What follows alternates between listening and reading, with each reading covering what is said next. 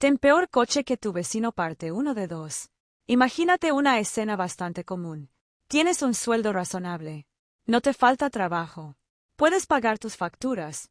Incluso de vez en cuando te das algún gusto. Y, sin embargo, si mañana dejaras de recibir tu salario, aparecería una pregunta incómoda. ¿Cuánto tiempo podrías seguir viviendo exactamente como vives hoy? ¿Un año? ¿6 meses? ¿3 meses? ¿Quizás solamente unas semanas? Esta pregunta está en el centro de Ten peor coche que tu vecino, de Luis Pita. Y lo interesante es que el autor no define la riqueza por la cantidad de cosas que posees. La define por algo mucho más poderoso. El tiempo durante el cual podrías mantener tu nivel de vida si dejaras de recibir ingresos. A eso lo llama libertad financiera. Y de repente, la idea de ser rico cambia completamente. Porque quizás tengas un automóvil espectacular, una casa enorme y un sueldo elevado, pero si necesitas continuar trabajando obligatoriamente el mes que viene para poder pagar todo eso, tu nivel de libertad puede ser sorprendentemente pequeño. Mientras tanto, una persona con un automóvil viejo, una vivienda sencilla y unos gastos moderados podría disponer de varios años de tranquilidad. Desde afuera quizá parezca menos rica, pero en realidad tiene algo mucho más valioso. Tiene opciones. Y esa es precisamente la provocadora idea que Luis Pita quiere transmitir desde el título del libro. Ten peor coche que tu vecino. No porque el coche sea malo, ni porque disfrutar de determinadas cosas esté mal, sino porque muchas veces utilizamos objetos caros para demostrar que estamos mejor de lo que realmente estamos. Y terminamos tomando decisiones financieras para impresionar a personas que probablemente ni siquiera estén pensando en nosotros. El propio Luis Pita cuenta que esa idea nació, en parte, al observar a amigos con buenos salarios que aún así tenían dificultades para ahorrar e incluso para llegar a fin de mes. Mientras sus ingresos aumentaban, su libertad financiera no lo hacía. Y ese fenómeno es muchísimo más común de lo que parece. Ganas más. Entonces gastas más. Aumentas el nivel de vida. Después necesitas todavía más ingresos para mantenerlo. Y cuando llega otro aumento, vuelves a elevar los gastos. Sin darte cuenta, entras en una carrera que nunca termina. El problema no es que quieras vivir bien. El problema es que puedes terminar confundiendo vivir mejor con gastar más. Y ahí comienza la gran diferencia entre riqueza y apariencia de riqueza. Pita utiliza una metáfora muy sencilla. Imagina que tienes 2 plantas. Una necesita poca agua y puede sobrevivir durante mucho tiempo. La otra necesita constantemente grandes cantidades de agua. Si llega una sequía, ¿cuál tendrá más posibilidades de sobrevivir? Probablemente la primera. Con nuestras finanzas ocurre algo parecido. Cuanto más dinero necesitas para mantener tu estilo de vida, más dependes de que tus ingresos continúen llegando todos los meses. Pero cuanto menos necesitas, mayor margen tienes.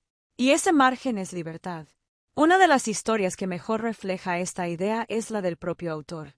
Luis Pita explica que después de casarse y mientras vivía en Australia comenzó a interesarse seriamente por la independencia financiera. Con el tiempo empezó a medir su patrimonio no solamente por cuánto dinero tenía, sino por cuántos años podría mantener su nivel de vida sin trabajar. En diferentes entrevistas ha explicado que llegó a construir una libertad financiera de 14 años. 14 años. Eso significa que, bajo el nivel de vida que utiliza como referencia, podría dejar de recibir ingresos y seguir manteniendo ese estilo de vida durante muchísimo tiempo. Y aquí aparece una pregunta que el libro quiere que cada lector se haga. ¿Cuántos meses o años tienes tú?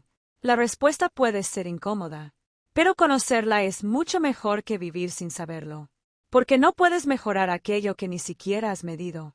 Pita propone calcular cuánto dinero tienes disponible de manera inmediata y compararlo con tus gastos habituales.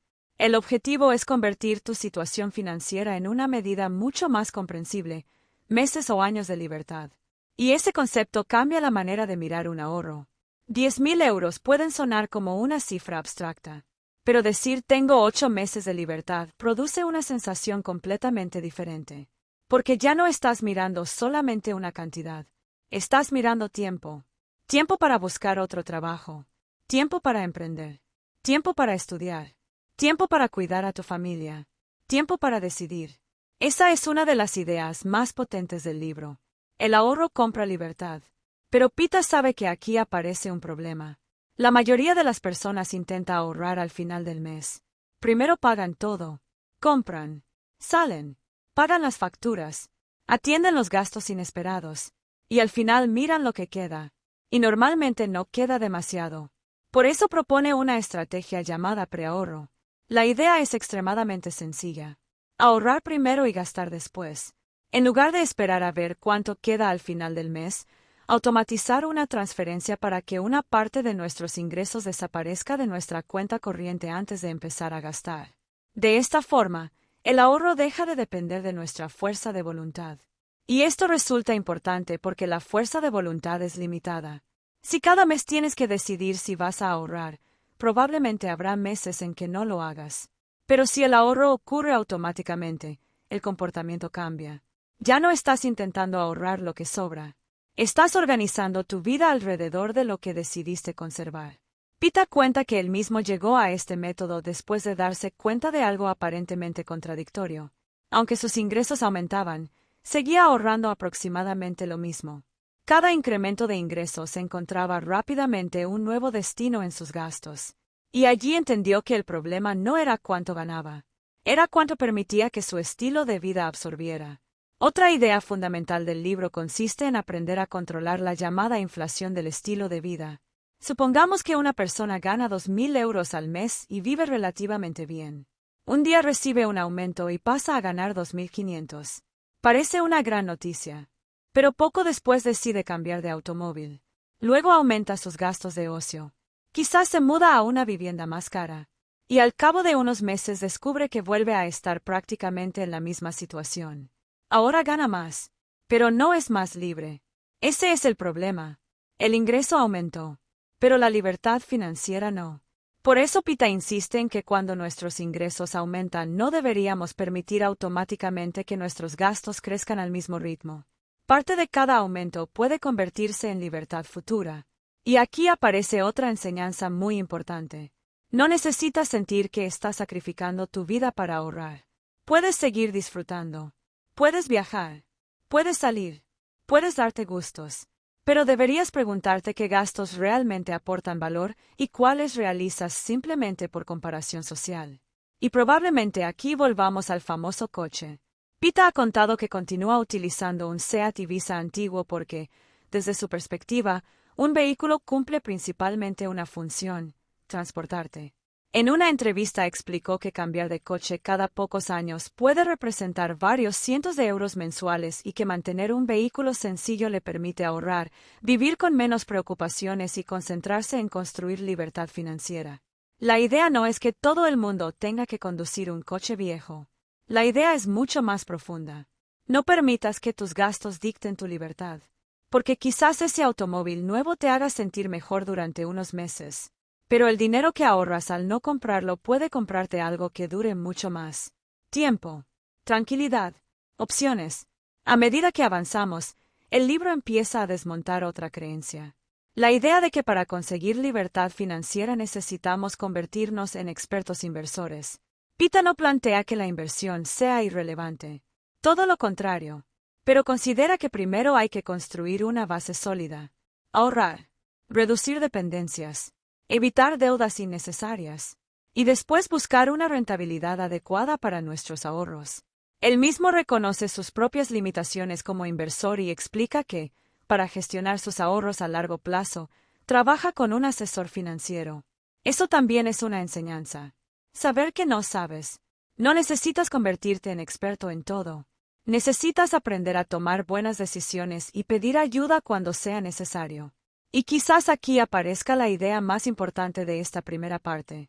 La libertad financiera no empieza cuando tienes mucho dinero.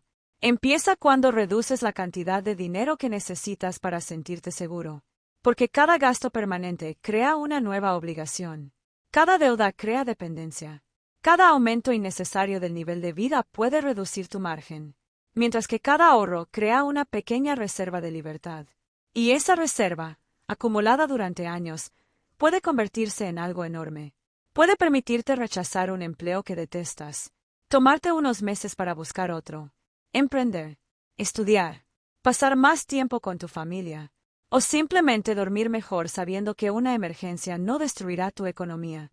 Por eso el verdadero objetivo del libro no es tener el peor coche, es tener mucha más libertad financiera que tu vecino, aunque él tenga un coche mucho más caro.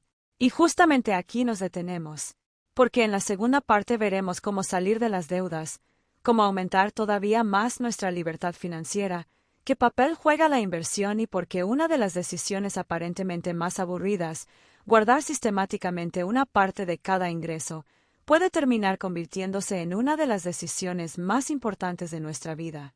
Porque, al final, quizás la pregunta correcta nunca haya sido, ¿cuánto dinero tienes? Tal vez debería ser, ¿cuánto tiempo de tu vida puedes comprar con el dinero que ya tienes?